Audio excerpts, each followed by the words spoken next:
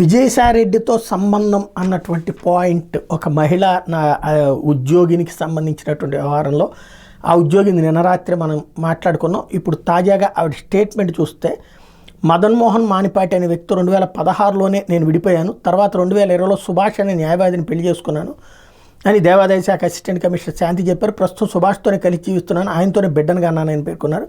తాను విదేశాల్లో ఉండగా తన భార్య వేరే వారితో బిడ్డను కందంటూ మొదటి భర్త మదన్మోహన్ ఆరోపించిన నేపథ్యంలో విజయవాడలో ఆమె మీడియాతో మాట్లాడారు. మరొకరి భార్యని తెలిసి కూడా మదన్మోహన్ తనను తీవ్రంగా వేధిస్తున్నాడని పేర్కొన్నారు. కోట్ల రూపాయలు సంపాదించి తనకి ఇవ్వాలని ఒత్తిడి చేసేవాడని చెప్పారు. వైసీపీ ఎంపీ విజయసాయిరెడ్డిని తాను విశాఖపట్నంలోనే చూశానని, ఆయనతో శాఖాపరమైన అంశాలు మాత్రమే చర్చించానని చెప్పారు. విజయసాయిరెడ్డితో తనకు సంబంధం అంట కూడా దుష్ప్రచారం చేయడం అత్యంత దారుణం అన్నారు.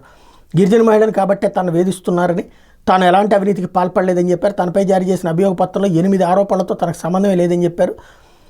2013లో మదన్మోహన్తో తనకు పెళ్ళయిందని, ఆయనతో 2 బిడ్డలను కన్నానని చెప్పారు. అప్పట్లో ఆయన వేధింపులు భరించలేక గిరిజన సంప్రదాయం ప్రకారం 2016లో విడాకులు తీసుకున్నానని కూడా చెప్పుకొచ్చారు.